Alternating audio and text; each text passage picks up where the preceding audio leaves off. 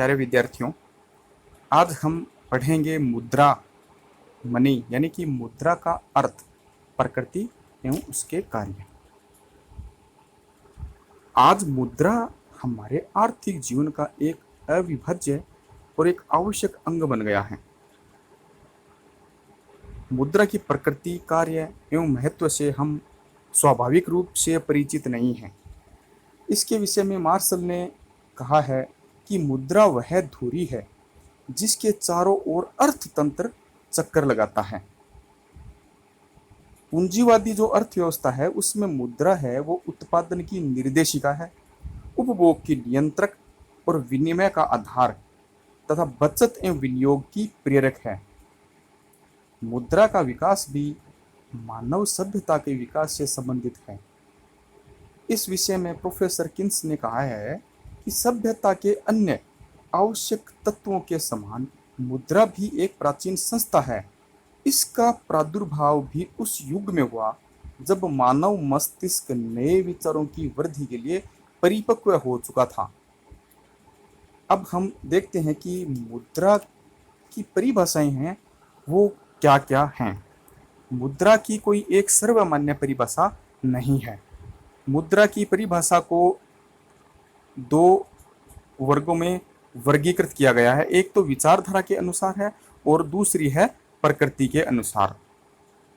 मुद्रा का अर्थ एवं परिभाषाएं समझने से पहले हम ये समझते हैं कि जो मुद्रा है वो अंग्रेजी भाषा के मनी शब्द है, उसका हिंदी ट्रांसलेट है। मनी शब्द जो है उसकी उत्पत्ति को लैटिन भाषा के मोनेटा शब्द से हुई माना गया है। मोनेटा जो है रोम की देवी जूनो का प्रारंभिक नाम था और देवी जूनो को स्वर्ग की रानी माना जाता था। अतः मुद्रा को भी स्वर्गीय सुख प्रदान करने का प्रतीक चिन्ह माना गया था। अब हम देखते हैं कि मुद्रा की जो परिभाषाएं हैं उनको दो भागों में वर्गीकृत किया गया है। पहला भाग है विचारधारा के अनुसार और दूसरा है प्रकृति के अनुसार। विचारधारा के अनुसार जो प्रथम परिभाषा है वो है संकुचित दृष्टिकोण की परिभाषा, जो प्रोफेसर रॉबर्टसन द्वारा दी गई।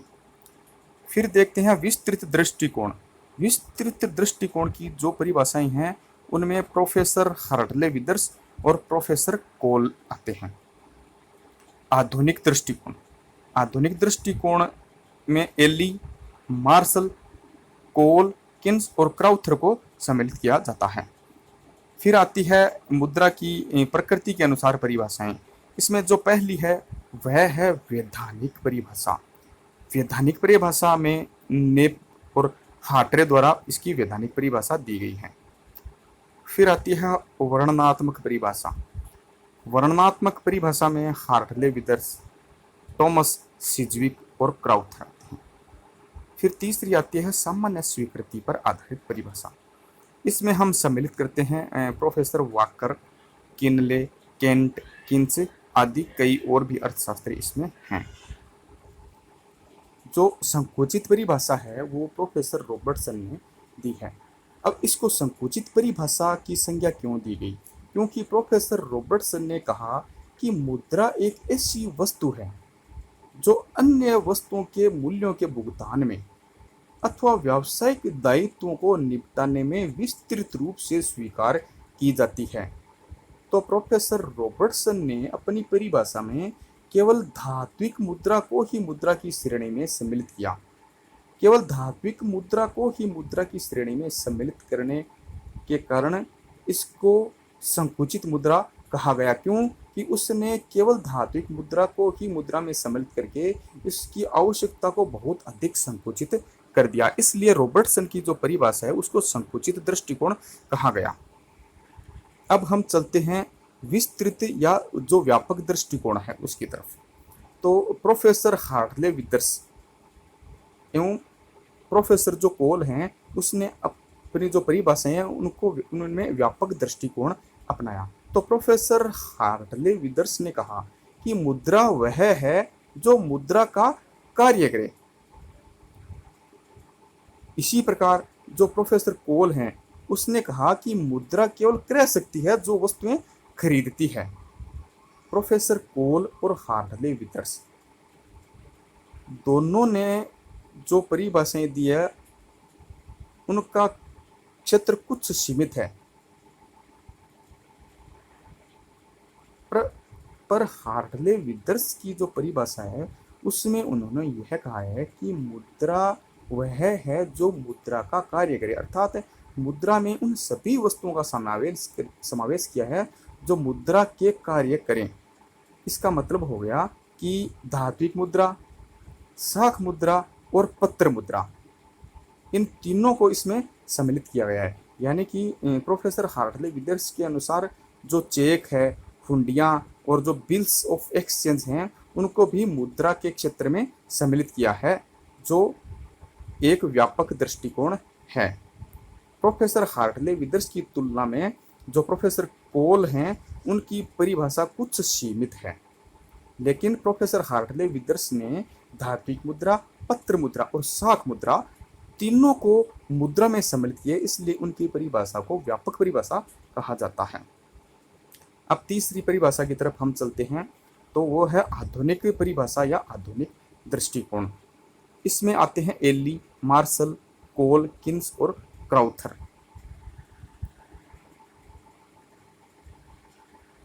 मुझे कोई भी वह वस्तु जो विनिमय के माध्यम के रूप में स्वतंत्रता पूर्वक हस्तांतरित होती है सामान्यतः ऋणों के अंतिम भुगतान में ग्रहण की जाती है। प्रोफेसर एली ने ये परिभाषा दी है इसके संबंध में। प्रोफेसर मार्शल ने कहा है कि मुद्रा में वे सभी वस्तुएं सम्मिलित हैं जो किसी विशेष समय अथवा स्थान पर बिना संकोच अथवा विशेष जांच के वस्तुओं और सेवाओं के खरीदने तथा खर्चों के भुगतान के रूप में साधारणतः प्रचलित है। प्रोफेसर किन्स ने कहा है कि मुद्रा वह है जिसको देखकर ऋण कॉन्ट्रैक्ट तथा कीमत कॉन्ट्रैक्ट का भुगतान किया जाता है और जिसके रूप में सामान्य क्रय शक्ति का संचय किया जाता है। तो यह जो दृष्टिकोण है वो आधुनिक दृष्टिकोण अपनाया गया है।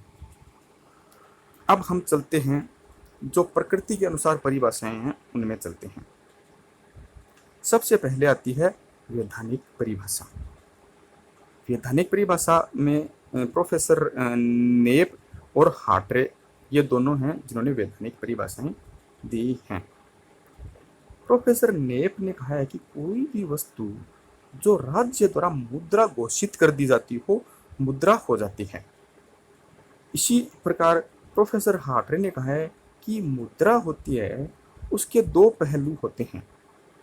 पहला पहलू है यह हिसाब की इकाई और दूसरा है कि विधि ग्राह्य, यानी कि किसी वस्तु के मुद्रा होने के लिए उसके पीछे स्वीकार करने की वैधानिक बाध्यता होनी चाहिए। तो वैधानिक परिभाषा में प्रोफेसर नेप एवं हार्टरे ने अपनी अलग अलग जो परिभाषाएं दी हैं वो वैधानिकता की तरफ इशारा करती हैं। फिर आती है वर्णनात्मक परिभाषा।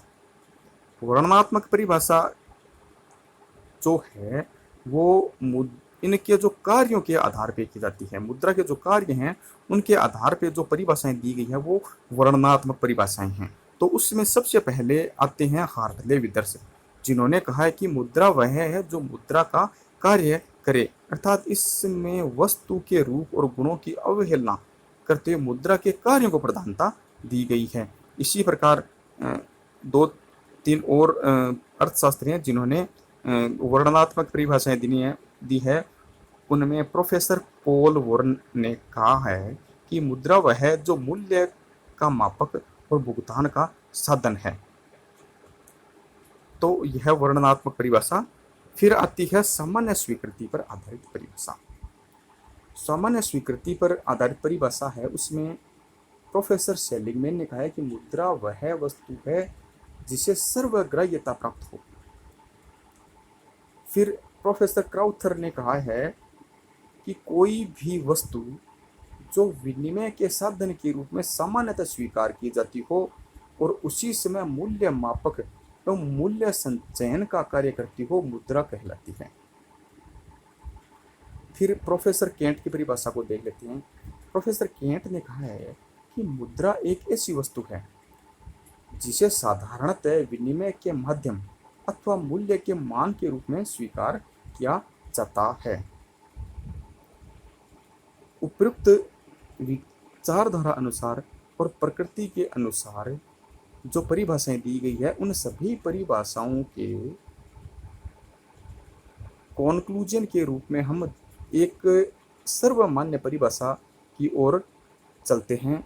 सर्वमान्य जो परिभाषा है वो यह है, या मुद्रा का अर्थ मान लो कि कोई भी वस्तु जिसे विनिमय के माध्यम, मूल्य के मापक, भावी ऋणों के भुगतान का मापदंड, मूल्य के संचय के साधन के रूप में स्वतंत्र, विस्तृत तथा सामान्य स्वीकृति प्राप्त हो, वह मुद्रा कहलाती है।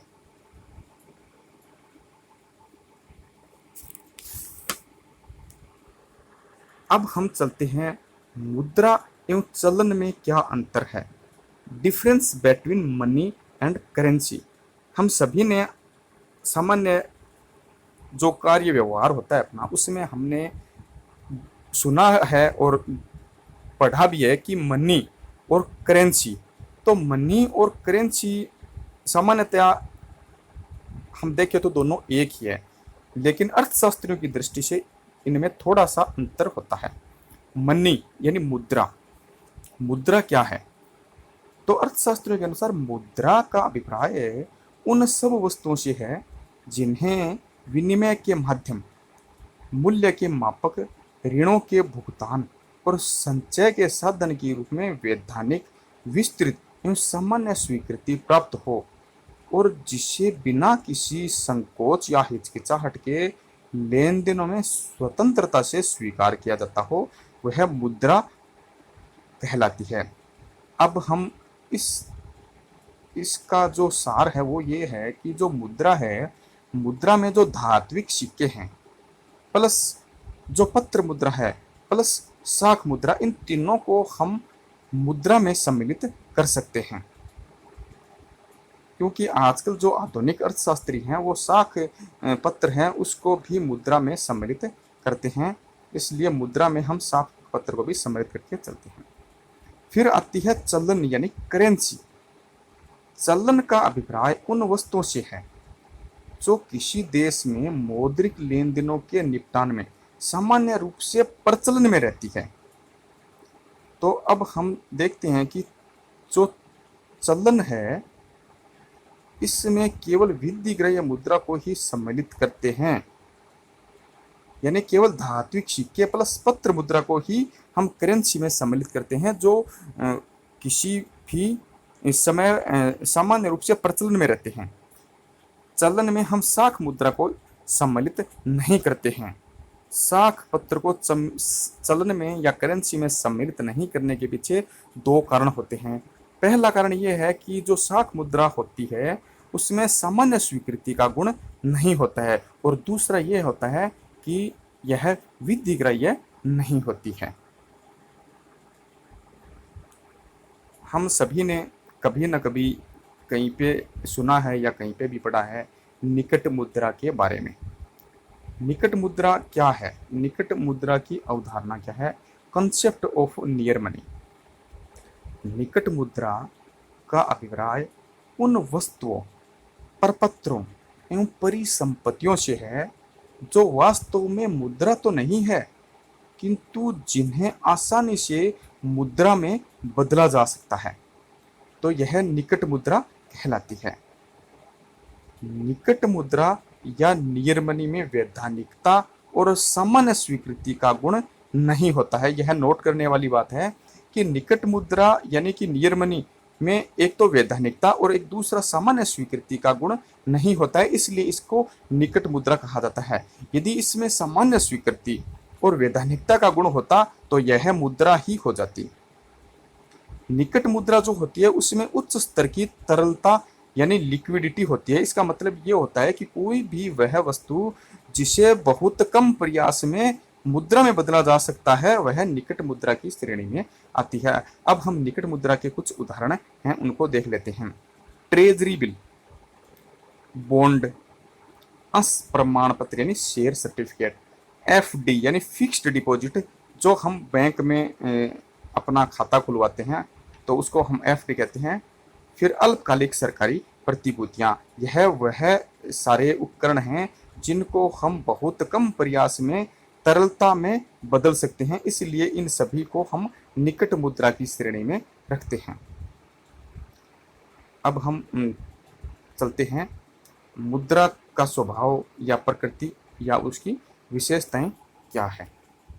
मुद्रा की जो प्रथम विशेषता है वो है कि मुद्रा जो है वो अर्थव्यवस्था का सक्रिय एवं सचेष्ट साधन है। मुद्रा के द्वारा क्या होता है कि अर्थव्यवस्था के जो घटक हैं उन सभी घटकों को प्रभावित किया जाता है। मतलब अर्थव्यवस्था के जो घटक हैं, चाहे वो पूंजीवादी अर्थव्यवस्था हो, चाहे समाजवादी अर्थव्यवस्था हो, कोई भी प्रकार की अर्थव्यवस्था हो और उस अर्थव्यवस्था के घटक हों, सभी को जो मुद्रा है वह किसी न किसी रूप में प्रभावित करती है। अर्ध विकसित व विकासशील अर्थव्यवस्था में मुद्रा आर्थिक गतिविधियों का मार्गदर्शन, जो साहस है उसको प्रेरणा और विकास को तीव्रता प्रदान करती है। मुद्रा को एक आवरण मात्र माना गया है। अर्थव्यवस्था के विकास के जो प्रारंभिक स्तर थी उसमें मुद्रा को केवल एक आवरण मात्र माना गया था। प्रथम विश्व युद्ध में इंग्लैंड में कुछ कहावतें थी जिसका पिगू ने उल्लेख किया है। क्या मुद्रा एक आवेष्टन है जिसमें सामान बांधकर आपके पास आता है। मुद्रा आर्थिक जीवन के चारों ओर लिपटा हुआ वस्त्र है। मुद्रा एक आवरण है जिसके पीछे वास्तविक आर्थिक शक्तियों का कार्य छिपा हुआ है। मुद्रा दूसरा जो मुद्रा की जो प्रकृति या विशेषता है वह मुद्रा है, वह साधन है न कि साध्य। मुद्रा का आज अपने आप में कोई महत्व नहीं है, बल्कि मुद्रा का महत्व एक ऐसे साधन के रूप में है जिससे हम अपनी आवश्यकता की वस्तुओं और सेवाओं को क्रय करते हैं। मुद्रा रूपी साधन से हम अपने आर्थिक, सामाजिक और जो राजनीतिक कार्य हैं वह संपन्न कर हम प्रतिष्ठा को प्राप्त करते हैं। देश की जो संपन्नता है मुद्रा की मात्रा में नहीं बल्कि उत्पादन की मात्रा में है। इस प्रकार मुद्रा है वह केवल साध्य नहीं बल्कि साधन मात्र है। तीसरी जो मुद्रा की विशेषता ये है कि मुद्रा में सर्वग्राह्यता का गुण अनिवार्य है। मुद्रा विनिमय का माध्यम और मूल्य के मापक का कार्य तभी कर सकती है जब उसमें सामान्य स्वीकृति का गुण हो। सामान्य स्वीकृति का गुण ये मतलब ये होता है कि उसको कहीं पे भी हम काम में ले सकते हैं, उसको सभी जगह स्वीकार किया जाता है। यह उसकी सर्वग्राह्यता का गुण है, यानी कि उसमें जनता का विश्वास है, उसमें वैधानिकता है। फिर है मुद्रा जो है वो तरल संपत्ति है। मुद्रा का स्वभाव एक लिक्विड असेट्स है जिसके द्वारा हर समय किसी भी वस्तु या सेवा का क्रय संभव होता है।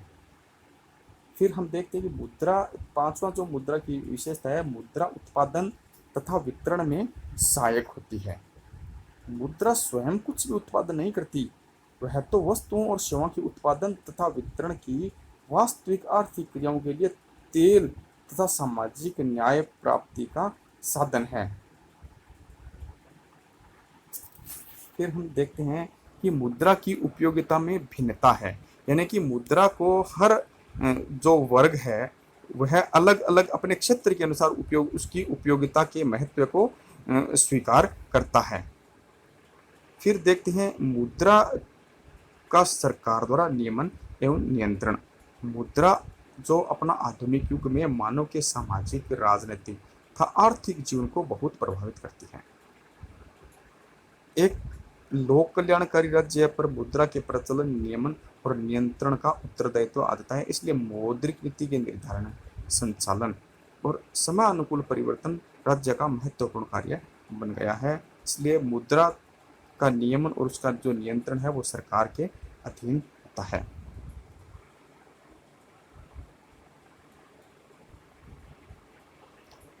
अब हम देखते हैं मुद्रा के कार्य। प्रोफेसर चैंडलर ने कहा है कि किसी भी आर्थिक प्रणाली में वस्तुओं और सेवाओं का जो लेन देन है उसको सरल बनाना ही मुद्रा का मौलिक कार्य है।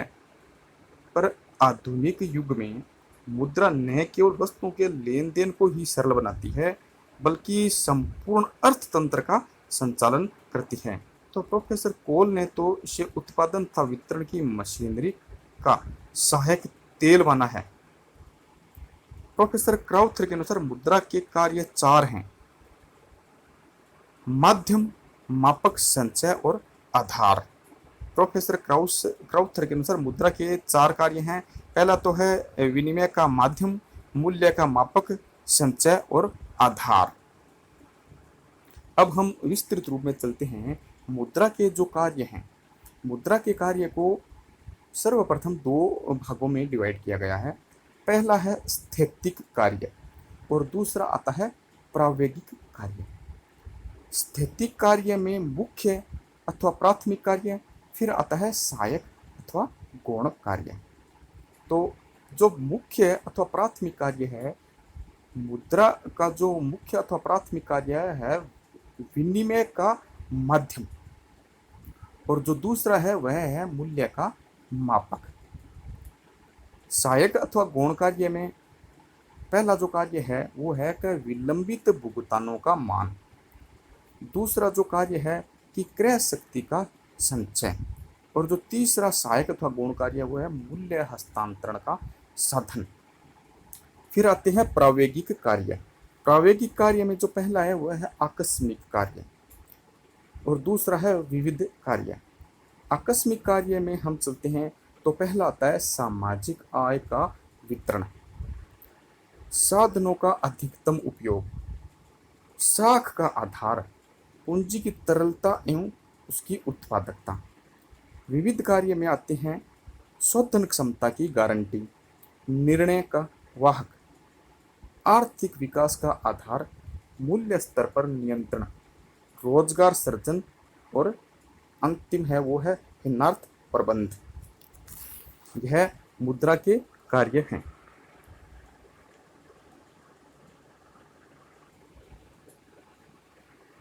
अब जो मुख्य अथवा प्राथमिक कार्य है उसमें पहला है विनिमय का माध्यम, मीडियम ऑफ एक्सचेंज। मुद्रा है उसमें सर्वग्राह्यता का गुण होने के कारण यह विनिमय के माध्यम का कार्य करती है, यानी कि वस्तुओं और सेवाओं का लेन देन क्रय विक्रय मुद्रा के द्वारा ही होता है। और मुद्रा है वह एक सर्वमान्य माध्यम के रूप में विनिमय को सरल बनाती है। और विनिमय का माध्यम होने के कारण जो पूर्व में वस्तु विनिमय जो प्रणाली थी उसमें जो कठिनाइयाँ थी उसको भी विनिमय का माध्यम होने के कारण इसकी कठिनाइयों को दूर करने में काफ़ी मदद मिली है। फिर दूसरा जो कार्य वह आता है मूल्य का मापक। मुद्रा का जो दूसरा जो प्रमुख कार्य मूल्य मापक के रूप में कार्य करता है। तो विनिमय के लिए लेन देन कर्ताओं को वस्तुओं या सेवाओं का जो मूल्य मुद्रा के माध्यम से ही ज्ञात हो सकता है। तीसरा जो कार्य है मुद्रा के दूसरा जो कार्य है मुद्रा के सहायक और गौण कार्य क्या है।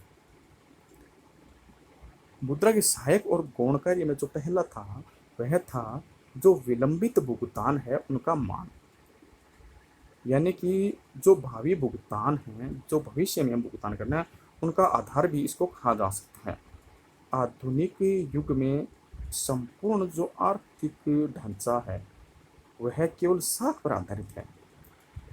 उधार लेन देन के भुगतान का निर्धारण मुद्रा में ही निश्चित किया जाता है, क्योंकि मुद्रा में सर्वग्राह्यता और टिकाऊपन के गुण के साथ साथ दूसरी वस्तुओं की अपेक्षा मूल्य में जो तुलनात्मक स्थिरता पाई जाती है। इसके कारण क्या है कि मुद्रा भावी भुगतानों का आधार या स्थगित भुगतानों के मान का कार्य तभी उचित रूप से कर सकती है जब उसके मूल्य में सामान्यतः स्थायित्व रहे। दूसरा आता है क्रय शक्ति का संचय। मुद्रा है उसमें सर्वग्राह्यता, टिकाऊपन और मूल्य में स्थिरता तथा संग्रह की सुविधा के कारण अन्य वस्तुओं की अपेक्षा मुद्रा के रूप में क्रय शक्ति का संचय सुविधाजनक होता है। अब तीसरा आता है मूल्य का हस्तांतरण, ट्रांसफर ऑफ वैल्यू। मुद्रा ने विनिमय के क्षेत्र को विस्तृत कर दिया है तथा उत्पत्ति के साधनों को गतिशीलता प्रदान की है। मुद्रा ने मूल्य के हस्तांतरण को बहुत ही आसान बना दिया है।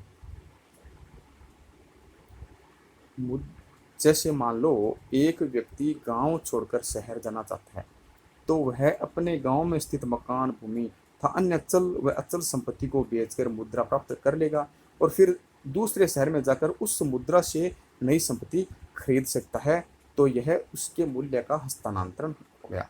अब आते हैं मुद्रा के प्रायोगिक कार्य।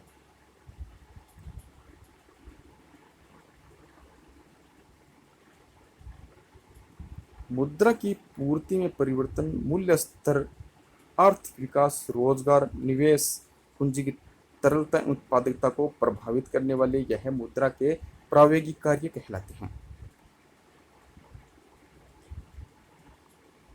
मुद्रा के जो प्रायोगिक कार्य हैं उनमें पहला है मुद्रा के आकस्मिक कार्य। जो मुद्रा के आकस्मिक कार्य हैं उसमें पहला है सामाजिक आय का वितरण। आर्थिक विकास में बड़े पैमाने की उत्पत्ति से जो सामूहिक उत्पादन के कारण विभिन्न उत्पादन के जो साधन हैं उसमें वितरण की जो समस्या उत्पन्न हुई है। उत्पत्ति के जो विभिन्न साधन हैं जैसे भूमि, श्रम, पूंजी, प्रबंध एवं साहस और सामूहिक उत्पत्ति में न्यायोचित हिस्सा निर्धारण का कार्य मुद्रा द्वारा ही होता है, इसलिए यह सामाजिक आय का वितरण का कार्य भी करता है। अधिकतम संतुष्टि एवं अधिकतम उत्पादन का आधार, मुद्रा के उपयोग से ही उपभोक्ता वो है जो सम सीमांत उपयोगिता नियम के द्वारा अधिकतम संतुष्टि प्राप्त कर सकता है और उत्पादक भी अपने लाभ को अधिकतम करने के लिए उत्पत्ति के सभी साधनों का चयन इस प्रकार से करता है कि प्रत्येक साधन की सीमांत उत्पत्ति समान हो। मुद्रा साख का आधार है। आधुनिक जो व्यापारिक तथा औद्योगिक जगत में साख का महत्व तीव्र गति से बढ़ रहा है। बैंकिंग तथा वित्तीय संस्थाओं की स्थापना का आधार मुद्रा ही है। फिर आता है पूंजी की तरलता एवं उत्पादकता। मुद्रा तो पूंजी का तरलतम रूप है परंतु साथ साथ यह पूंजी एवं संपत्ति को अधिकाधिक तरल रूप प्रदान करने में भी समर्थ है। कभी कभी संपत्ति को बेचकर मुद्रा के रूप में परिवर्तित किया जा सकता है और उसे कम उत्पादन कार्य से निकालकर अधिक उत्पादन कार्य में लगाया जा सकता है। इसलिए पूंजी की तरलता एवं उत्पादकता इसका एक महत्वपूर्ण कार्य है। अब आते हैं विविध कार्य। विविध कार्य में जो पहला है वो है शोधन क्षमता की गारंटी। दूसरा है निर्णय का वाहक। मुद्रा की सर्वग्राह्यता तथा संग्रह शक्ति के कारण व्यक्ति अपने मनचाहे ढंग से और अपने इच्छित स्थान, समय और परिस्थितियों में मुद्रा के उपयोग का अधिकार प्राप्त करता है। आर्थिक विकास का आधार, मुद्रा पूंजी की तरलता एवं उत्पादकता में वृद्धि द्वारा आर्थिक विकास की जो प्रक्रिया है उसको गति प्रदान करती है। फिर आता है मूल्य स्तर पर नियंत्रण। मुद्रा में कमी वृद्धि करके देश का मौद्रिक जो अधिकारी है वह अर्थव्यवस्था में मूल्य स्तर पर नियंत्रण करके सुस्थिर विकास का मार्ग प्रशस्त करता है। फिर आता है रोजगार सृजन। आधुनिक जो अर्थव्यवस्था में पूर्ण रोजगार बनाए रखने के लिए सरकार मुद्रा के द्वारा आर्थिक विकास के साथ साथ रोजगार सृजन का कार्य भी करती है। फिर अंतिम जो आता है वह आता है हिन्नार्थ प्रबंधन यानी डिफिसिट फाइनेंसिंग। आधुनिक युग में अल्प विकसित एवं जो विकासशील अर्थव्यवस्थाएं हैं जहाँ पर पूंजी निर्माण का अभाव है या बहुत ही न्यून है, वहाँ की सरकारें हैं वह आर्थिक विकास के लिए जो वित्तीय स्रोत जुटाने हेतु घाटे के बजट बनाकर व्यय की पूर्ति जो है वह नोट छापकर करती है। इस घाटे की पूर्ति को नोट छापकर पूरा करना जो है वह हिन्नार्थ प्रबंधन के अंतर्गत आता है। इस प्रकार हिन्नार्थ प्रबंधन द्वारा मुद्रा की पूर्ति से आर्थिक विकास है उसकी वित्त व्यवस्था की जा सकती है। धन्यवाद।